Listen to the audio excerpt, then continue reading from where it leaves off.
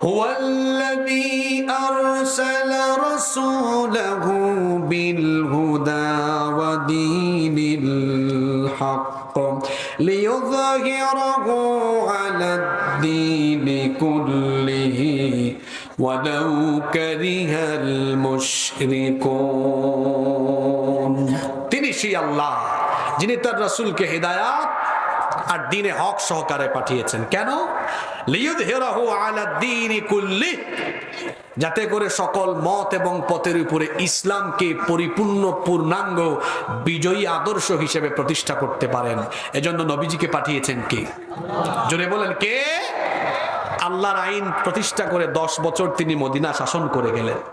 আর সেই নবীর উম্মত কিছুক্ষণ আপেলের পিছনে, কিছুক্ষণ ফুটবলের পিছনে, কিছুক্ষণ আপেল ভাই আপেল ভাই, কিছুক্ষণ মার্কাটাকি মার্কাটাকি, ফুটবল ফুটবল। মোমেন কখনোই মানুষের তৈরি করা আইন, পথ, মত, আদর্শ অনুসরণ করবে না। মোমেন একমাত্র আল্লাহ আর রাসূলের তরিকা অনুসরণ করবে। যুবকদের উদ্দেশ্যে কিছু কথা বলে যায়। তরুণ বয়সে ভরা এই যৌবনে অনেকে আবেগের তাড়নায় বহু ব্যক্তির ক্ষমতার হাতিয়ার হয়ে ওঠে। আর এই যুবকেরা না বুঝে অনেকে সামনে পিছনে মোটরসাইকেল শোডাউন করে চামচামিতে অভ্যস্ত হয়ে যায়। আমার যুবক ভাইদেরকে বলবো, আপনাদের এই যৌবন কারো চামচামির জন্য দেওয়া হয় নাই। কেন নিজেকে চামচা বানাচ্ছেন? আপনার এই যৌবন কারো চামচামির ব্যবহারের জন্য দেওয়া হয় নাই। এই যৌবন আর তারুণ্য দেওয়া হয়েছে আল্লাহর জমিনে আল্লাহর দ্বীন কায়েমের জন্য।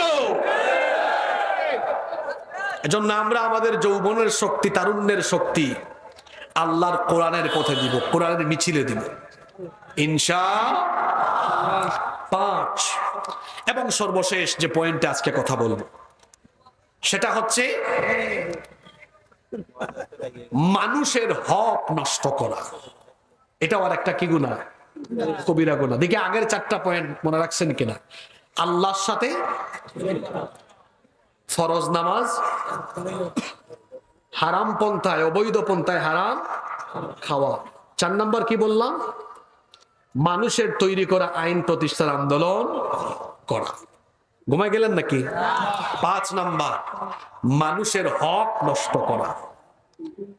হাক্কুল ইবাদ, বান্দার হক, এটা খুবই গুরুত্বপূর্ণ। আপনারা 5 মিনিট মনোযোগী থাকবেন তো ইনশাআল্লাহ? ওইদিকে কি হইলো? 5 মিনিট মনোযোগী থাকবেন তো?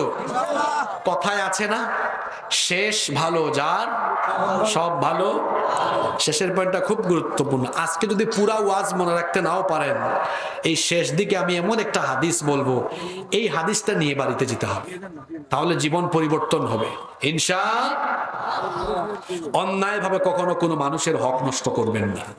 আজকে ভাই, বড় ভাই ছোট ভাই বোনের হক নষ্ট করে, বড় ভাই ছোট ভাই বোনদের জায়গা সম্পদ একাই মাইরা খেয়ে ফেলে, স্বামী স্ত্রীর হক নষ্ট করে, স্ত্রী স্বামীর হক নষ্ট করে, পিতামাতা সন্তানের হক নষ্ট করে, সন্তান পিতামাতার হক নষ্ট করে, প্রতিবেশী প্রতিবেশীর হক নষ্ট করে, জনগণ জনপ্রতিনিধি জনগণের হক নষ্ট করে, অন্যায়ভাবে মানুষের জায়গা জমি দখল করে, মানুষের নামে মিথ্যা মামলা দেয়, মিথ্যা অপবাদ দেয়, নিরপরাধ মানুষকে অপরাধী বানায় জেল খাটায়, নিরপরাধ মানুষকে ফাঁসি দিয়ে মেরে ফেলে। এই যে মানুষের হক নষ্ট করা, এটা বড় মারাত্মক বিষয়। কিয়ামতের দিন আল্লাহ তার নিজের হকের বিচার করবেন। হাক্কুল্লাহ, নামাজ রোজা হজ জাকাত বা আল্লাহর ইবাদতের সাথে যা সম্পৃক্ত সেগুলো হলো হাক্কুল্লাহ, আর বান্দার সাথে যেগুলো সম্পৃক্ত এগুলো হাক্কুল ইবাদ। বান্দার হকের ব্যাপারটা বড় ডেঞ্জারাস। বান্দার হকের বিষয়টি আল্লাহ মাফ করবেন না ততক্ষণ বান্দা বান্দাকে মাফ করবে না। এবার শুনেন, আমার দিকে তাকান, একটা হাদিস আমরা শুনি, তারপর মোনাজাত করবো ইনশাআল্লাহ। একদিন নবীজি সাহাবীদেরকে নিয়ে বসে আছেন। নবীজি সাহাবীদেরকে বললেন, আতাদরুনা মাল মুফলিস, তোমরা কি জানো আমার উম্মতের সবচেয়ে অসহায় ব্যক্তিটি কে? আচ্ছা, এই প্রশ্ন আপনাদেরকে করলে আপনারা কি বলবেন? যে হুজুর, আমাদের গ্রামের সলিমুদ্দিনের বাড়ি নাই, ঘর নাই, টাকা সম্পদ কিছু নাই, সে হলো সবচাইতে অসহায়। নবীজি সাহাবীদেরকে যখন বললেন, বলো আমার উম্মতের সবচাইতে অসহায় ব্যক্তিটি কে? সাহাবীরা তখন বললেন, ইন্নাল মুফলিসা ফিনা মাল্লা দিরহামা লাহু ওয়ালা মাতা। আমাদের উম্মতের সবচেয়ে অসহায় ব্যক্তিটি হলো ওই ব্যক্তি যার কোনো দিরহাম নাই, টাকা পয়সা নাই, ওয়ালা মাতা, দুনিয়ার কোনো ভোগ্য সামগ্রী, ঘর বাড়ি জায়গা জমি কিছুই যার নাই। আমাদের দৃষ্টিতে মনে হচ্ছে উত্তর ঠিক, তাই না? কিন্তু নবীজি বললেন এটা ভুল। সাহাবীরা বললেন তাহলে কোন ব্যক্তি আমাদের উম্মতের সবচেয়ে অসহায়? নবীজি তখন বললেন আমার উম্মতের সবচেয়ে অসহায় ব্যক্তিটি হলো সেই ব্যক্তি যে ব্যক্তি কিয়ামতের ময়দানে তার আমল নামায় ভরপুর নেকি নিয়ে দণ্ডায়মান হবে, কিন্তু কিছুক্ষণের মধ্যে তার সব নেক আমলগুলো একদম ফাঁকা হয়ে যাবে, শেষ হয়ে যাবে। আমার হাতে আপনারা একটি লিফলেট দেখছেন, লিফলেটের এই পাশটাতে লেখা আছে না? এই পাশে আছে। নবীজি বললেন আমার দিকে তাকান, বুঝেন, কোন এক ব্যক্তি হাসরের মাঠে উঠবে এইরকম আমল নামায় নেকি আর নেকি, কিন্তু কিছুক্ষণের মধ্যে এই আমলের খাতা কি হবে? ব্ল্যাঙ্ক, একদম খালি ফাঁকা হয়ে যাবে। সাহাবীরা বললেন এটা কিভাবে সম্ভব, এত নেকামল কোথায় যাবে তার? নবীজি বললেন এই ব্যক্তি নামাজ রোজা হজ যাকাত ওয়াজ মাহফিলের আয়োজন করা, বক্তা হওয়া, শ্রোতা হওয়া সবই ঠিকঠাক আছে, তার আমল আর আমল, ফেরেশতা এগুলো লিখছে, নামাজে গিয়েছে, তাহাজ্জুদ পড়েছে, এটা করেছে ওইটা করেছে, সব আছে। এই ব্যক্তি তো কিয়ামতের মাঠে আমল নামা পেয়ে অসম্ভব খুশি যে আমি জান্নাতে যাওয়ার জন্য রেডি হয়ে যাই, এত আমল। আল্লাহ বলবেন দাঁড়া, তোর সাথে হিসাব নিকাশ এখনো আছে। আল্লাহ ডাক দিবেন এই ব্যক্তি দুনিয়ায় যত মানুষের হক মেরেছে, হক নষ্ট করেছে, এদেরকে আনো। ওই যে বড় ভাই ছোট ভাই বোনদের হক মারছে, প্রতিবেশীর হক নষ্ট করেছে, মিথ্যা মামলা দিয়ে জেল খাটাইছেন, তারপরে আপনি চাঁদাবাজি, লুণ্ঠন যা যা করেছেন, এবার ওই মানুষগুলোকে আনা হবে। আল্লাহ বলবেন কিরে, তোর তো দুনিয়ায় ক্ষমতা ছিল, এরা দুনিয়ায় বিচারটা পায় নাই, এদের হক নষ্ট করে দিস, আজকে বিচার হবে। বিচার করবেন কে? আল্লাহ ক্ষতিগ্রস্তদেরকে বলবেন তোমরা কি চাও? আচ্ছা, কিয়ামতের ময়দানে ক্ষতিপূরণ হিসেবে কি মানুষ টাকা পয়সা, বাড়ি গাড়ি, সম্পদ চাইবে? সবার কি দরকার? আল্লাহ বলবেন তোমরা কি চাও? এই ক্ষতিগ্রস্ত ব্যক্তি বলবে আল্লাহ আজকে আমাদের আমলের দরকার, সে আমাদের যে হক নষ্ট করেছে এই ক্ষতিপূরণ হিসাবে আজকে তার কাছ থেকে আমল নামা আমাদেরকে ট্রান্সফার করে দেন। আল্লাহ বলবেন দে, শোনেন দে। এবার ওই ব্যক্তি ক্ষতিগ্রস্ত ব্যক্তিদেরকে তার আমল নামা থেকে আমল নামা নেক দিতে থাকবে, দিতে দিতে দিতে দিতে আমল নামা, জোরে বলেন, ফাঁকা। কিন্তু পাওনাদারের লাইন এখনো, পাওনাদারের লাইন এখনো। নবীজি বলছেন এইভাবে এত নেকি নিয়ে হাসরের মাঠে উঠার পরেও মানুষের হক নষ্ট করার কারণে ক্ষতিগ্রস্ত ব্যক্তিদেরকে তার নিজের আমল দেওয়ার পরে যেই ব্যক্তি আমল শূন্য হয়ে জাহান্নামে যাবে, ওই ব্যক্তি হলো আমার উম্মতের সবচাইতে অসহায়। আমরা কি সেই রকম অসহায় ব্যক্তি হতে চাই? জোরে বলতে হবে, হতে চাই? খবরদার, খবরদার, খবরদার, এই ওয়াজগুলো সব জায়গায় হয় না। মানুষের হক নষ্ট করবেন না, কারো এক হাত জমি জোর করে দখল করবেন না। 7 তপটা জমিন আল্লাহ আপনার ঘাড়ের উপর লটকায় দিবেন। কেন? এক হাত জায়গা দখল করবেন না, কারো হক মেরে খাবেন না, কোন মানুষের হক নষ্ট করবেন না। নিজের নামাজের আমলের সওয়াব তারে দেওয়া লাগবে। এক বুজুর্গ ব্যক্তিকে একবার বেশ কিছু মানুষ গালিগালাজ করছে, তাকে জিজ্ঞেস করা হলো এত মানুষ আপনাকে গালি দেয়, আপনি তো কোনো জবাব দেন না।